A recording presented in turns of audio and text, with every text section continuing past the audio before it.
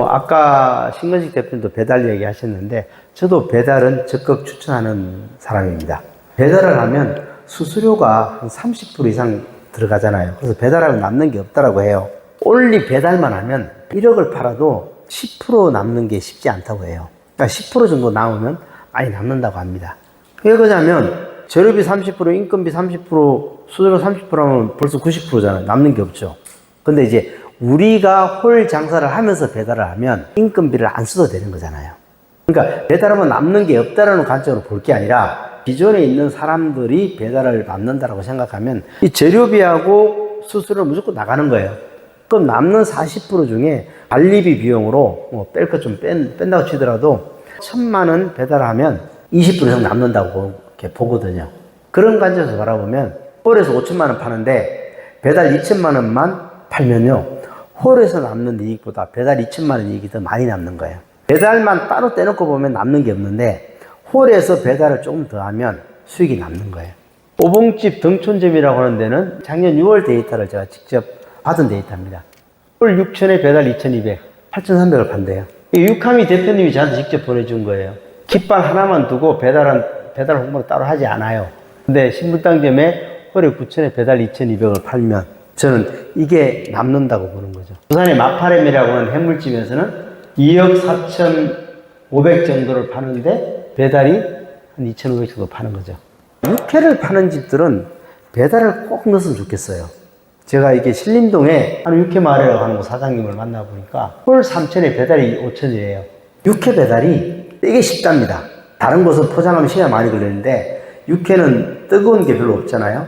육회 주면 띵동 하면 딱 1, 2분 만에 이게 육회 포장이 가능하대요. 크게 밸런스가 안 맞다 그러는 곳 말고는 웬만큼 육회를 메뉴에 추가시켜서 홀에서도 팔고 배달로도 안 해보면 되게 좋을 것 같아요. 육회는 원가가 되게 좋습니다. 요게 이제 그 수유골목 냉면이라고 하는 브랜드인데요. 이 집 배달이 신의 한 수래요. 작년 6월에 1억 3,500을 팔았는데 배달이 3,600을 팔았대요. 홀에서 1억을 팔은 거잖아요. 순이익이 5,300이랍니다. 이 사장님 얘기를 들어보니까 배달을 하면서 수익이 2배 정도 늘었다고 하더라고요. 저 하남에 가면 만두집이라고 있습니다. 요거 포장이다, 포장. 추정 매출이 월 3억 5천인데 배달만 한 1억 정도. 제가 온라인으로 쭉 주문도 해봤습니다. 만두가 1인당 4개씩 주고요. 육수통도 1.8리터 큰 거 2개를 줘요. 여기 사장님은 원가가 좀 많이 들더라도 손님의 지속적인 재방문과 재구매율을 높여내기 위해서 전화하면 먼저 입금하고 그 다음날 택배를 보내줍니다.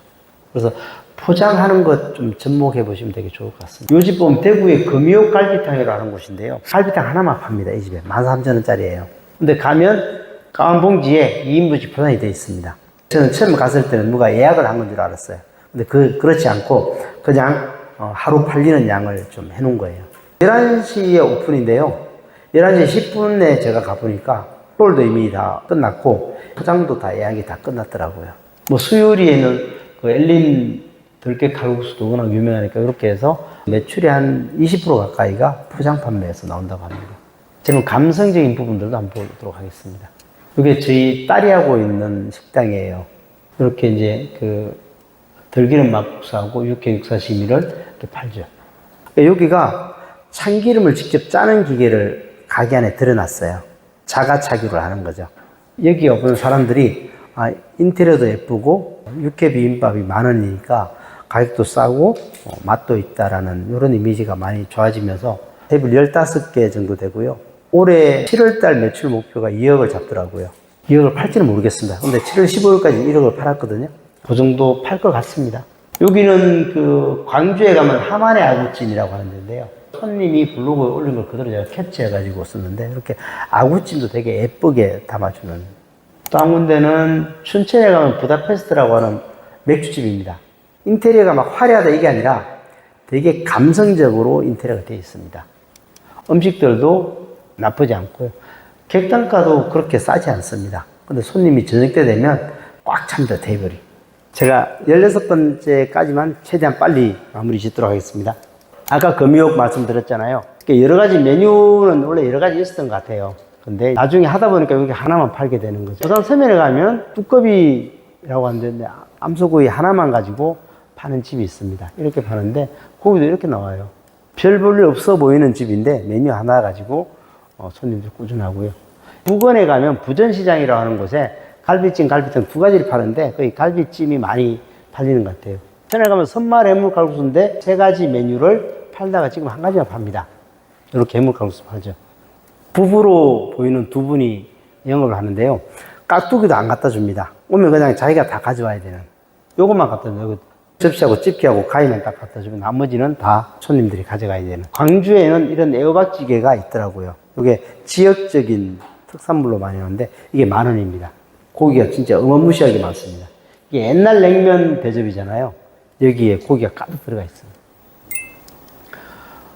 순천에 가면 근본국밥이라는 돼지국밥집이 있는데요. 한 40년 된 식당입니다.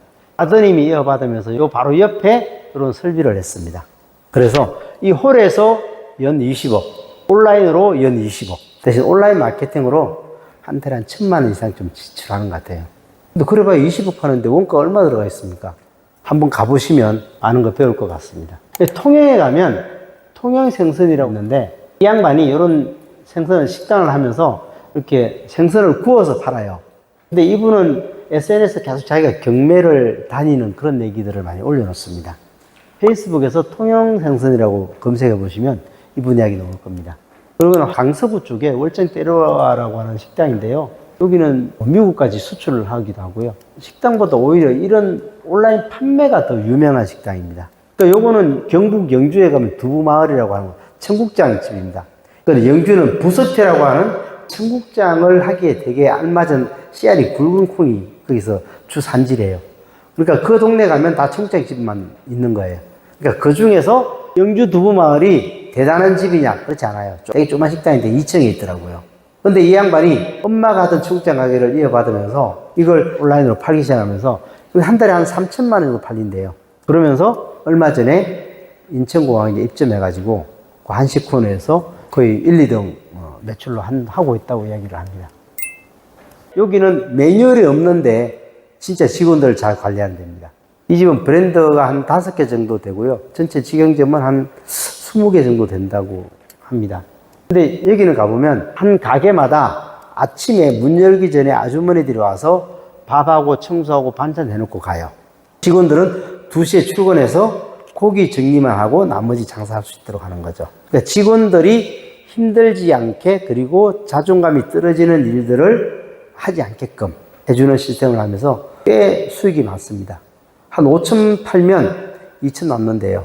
여기는 점심만 장사하는 냉면집입니다. 하루 종일 팔았을 때 성수기 매출에 많이 팔 때는 한 80%, 평균적으로 한 70% 정도 나오면서 직원분들이 8시 50분에 출근해서 3시 20분에 딱 마치고 가는데요. 그 사이에 10분도 쉬지 않더라고요. 그래서 제가 우스갯소리로 그랬거든요. 당신은 그 아주 악질 사업자이라고 하니까 안 그렇대요. 8시 50분에 직원들 출근해서 단 10분도 쉬지 않게 시스템을 만들고 직원들을 3시 20분 되면 정확하게 퇴근한답니다. 그게 공무원보다 더 낫다고 합니다. 자기들이.